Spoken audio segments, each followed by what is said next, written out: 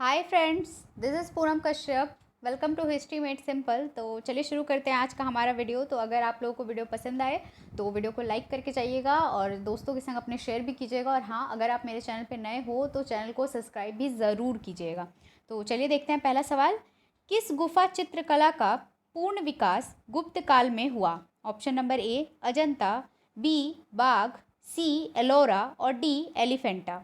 तो फ्रेंड्स, इसका सही आंसर हो जाएगा ऑप्शन नंबर बी बाघ। अगला है निम्नलिखित स्मृति ग्रंथों पर विचार कीजिए। पहला यज्ञवल्क्य की स्मृति, दूसरा मनुस्मृति, तीसरा बृहस्पति स्मृति और चौथा देवल स्मृति। तो इसे हमें एक क्रम में सजाना है, ठीक है। तो चलिए देख लेते हैं। तो पहले नंबर पे हो जाएगा फ्रेंड्स मनुस्मृति, दूसरे पे हो जाएगा यज्ञवल्क्य की स्मृति, तीसरे पे बृहस्पति स्मृति और चौथे पे देवल स्मृति। तो इस हिसाब से कूट का ऑप्शन नंबर बी जो होगा सही हो जाएगा। अगला है निम्नलिखित अभिलेखों में से किस एक में स्कंदगुप्त के राज्यकाल में हुनों के आक्रमण का उल्लेख है? ऑप्शन नंबर ए भीतरी, बी जूनागढ़, सी सांची और डी मथुरा। तो फ्रेंड्स, इसका सही आंसर हो जाएगा ऑप्शन नंबर ए भीतरी। अगला है अपने वृत्तांत में फाहियान उल्लेख नहीं करता है, किन बातों का? चलिए देख लेते हैं।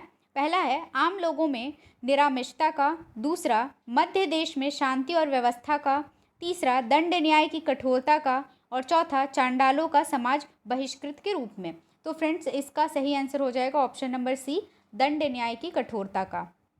अगला है बाघ गुफाओं के बारे में निम्न में से सही कथन कौन से हैं? पहला देखते हैं, मध्य प्रदेश के धार जिले में बाघ नामक स्थान पर स्थित है। दूसरा, इनमें कुल 26 गुफाएं हैं। तीसरा, 1, 7, 8 और 9वीं गुफा नष्ट प्राय है तथा गुफा संख्या 2 पांडव गुफा के नाम से प्रचलित है। तो फ्रेंड्स, इसका जो सही आंसर हो जाएगा वो होगा पहला और तीसरा, ये सही है। तो ऑप्शन नंबर ए इस हिसाब से हमारा सही हो जाएगा। अगला देखते हैं, गुप्त काल में ब्राह्मण अभिजात्य वर्ग का उदय किस बात से सुकार बना? पहला कर्मकांड विधियों की वृद्धि, दूसरा बौद्ध धर्म का ह्रास, तीसरा विदेशियों का आगमन और चौथा पुरोहित वर्ग को भूमि दान। तो फ्रेंड्स, इसका सही आंसर हो जाएगा ऑप्शन नंबर डी पुरोहित वर्ग को भूमि दान। अगला है धवन्यालोक है एक नाटक, बी साहित्य शास्त्र पर एक ग्रंथ, सी बौद्ध ज्ञान मीमांसा का एक ग्रंथ और डी एक महाकाव्य। तो फ्रेंड्स, इसका सही आंसर हो जाएगा ऑप्शन नंबर बी साहित्य शास्त्र पर एक ग्रंथ। अगला देखते हैं, प्राचीन स्रोतों में वर्णित निम्नलिखित में से कौन सा शब्द भूमि माप का व्यंजक है? पहला निवर्त, दूसरा कुल्यताप, तीसरा द्रोणवाप और चौथा रशिया। तो फ्रेंड्स, इसमें जो है कूट में से हमें चयन करना है। तो पहला, दूसरा और तीसरा इसमें सही हो जाएगा। तो ऑप्शन नंबर सी इस हिसाब से हमारा सही होगा। अगला देखते हैं, निम्न पर विचार कीजिए। पहला खोतान, दूसरा तक्षशिला, तीसरा पुष्कलावती, चौथा पुरुषपुर। फाहियान के आने के क्रम में पहले से बात सजाना है इसे हमें। तो चलिए देख लेते हैं। तो पहले नंबर पे हो जाएगा फ्रेंड्स खोतान, दूसरे पे हो जाएगा पुष्कलावती, तीसरे पे हो जाएगा तक्षशिला और चौथे पे हो जाएगा पुरुषपुर। इस हिसाब से ऑप्शन नंबर बी जो होगा सही हो जाएगा। अगला देखते हैं, इसमें हमें पहले दे दिया गया है ये कूट, इसके बाद क्वेश्चन पूछे जाएंगे और डायरेक्ट हमें ए बी सी क्या होगा सही ये बताना है। एग्जाम में भी ऐसे क्वेश्चन पूछ लिए जाते हैं, ऊपर कूट दे दिया जाता है, फिर नीचे बैक टू बैक क्वेश्चन दे दिए जाते हैं। तो चलिए देखते हैं। पहला है, कलहण की रास तरंगिनी के कश्मीर में रेशम बुनाई के उल्लेख मिलते हैं। कारण है रेशम उत्पादन प्राचीन काल से ही कश्मीर में एक सुविकसित प्रथा थी। तो फ्रेंड्स, इसका पहला जो है ए सही है किंतु आर गलत है।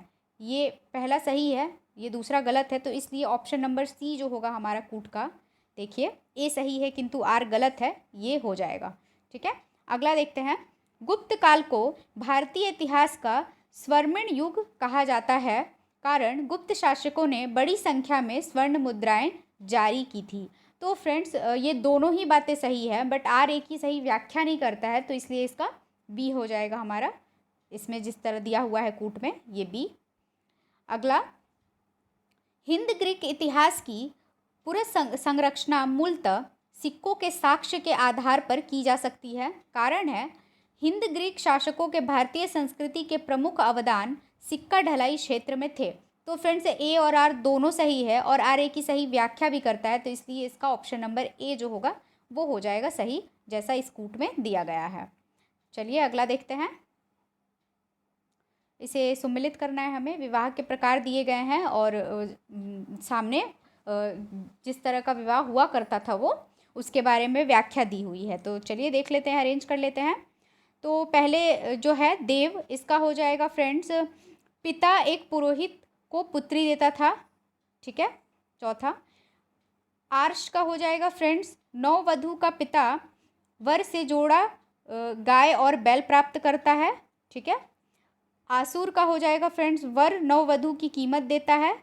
और राक्षस का हो जाएगा फ्रेंड्स, ये नववधू को बलात् लाया जाता है और विवाह करा दिया जाता है। तो ये सही क्रम है, तो ऑप्शन नंबर बी इस हिसाब से हमारा सही हो जाएगा। चलिए अगला देखते हैं। ये बहुत इंपॉर्टेंट था फ्रेंड, ये पूछा जा सकता है एग्ज़ाम में, तो आप लोग अगर स्क्रीनशॉट लेना चाहते हो तो स्क्रीनशॉट ले सकते हो इसका। चलिए आगे देखते हैं। नेक्स्ट है, यज्ञवल्क की स्मृति पर मिताक्षरा टीका का जो हिंदू विधि का प्रमुख स्रोत है, लेखक है। ए विश्वरूप, बी अपार्क, सी विज्ञानेश्वर और डी कुनकुक। तो फ्रेंड्स, इसका सही आंसर हो जाएगा ऑप्शन नंबर सी विज्ञानेश्वर। अगला देखते हैं। निम्नलिखित में से कौन सा एक आहत पंचमार्क सिक्के के विषय में सही नहीं है? ऑप्शन नंबर ए, उन पर अनेक प्रकार के प्रतीक निरूपित हैं। बी, भारत में बसे पहले विद्यमान सिक्के हैं। सी, उन पर एक से अधिक पंच की मोहरें हैं। और डी, उन पर हमेशा जारी करने वाले के उत्कीर्ण लेख होते हैं। तो फ्रेंड्स, इसमें जो सही नहीं है वो है ऑप्शन नंबर डी, उन पर हमेशा जारी करने वालों के उत्कीर्ण लेख होते हैं। चलिए अगला देखते हैं। इसे भी सुमिलित करना है, तो अरेंज कर लेते हैं इसे हम लोग। विश्वनाथ का हो जाएगा फ्रेंड्स काशी, वासुदेव का हो जाएगा मथुरा, मीनाक्षी का हो जाएगा मदुरई और एकनासा अथवा भद्र का हो जाएगा पुरी। तो इस हिसाब से हमारा कूट का ऑप्शन नंबर सी जो होगा वो सही हो जाएगा। चलिए अगला देखते हैं। निम्नांकित में कौन एक गुप्त एवं उत्तर गुप्त कालों में सामंतीय रचना से संबद्ध नहीं है?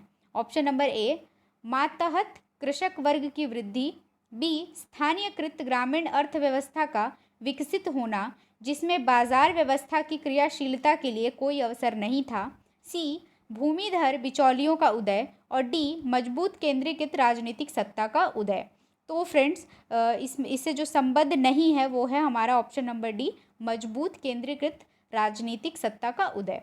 तो फ्रेंड्स, आज की वीडियो में बस इतना ही। होप आप लोगों को मेरी वीडियो पसंद आई होगी। तो मिलते हैं हमारे नेक्स्ट वीडियो में। Till then tata, bye bye, take care.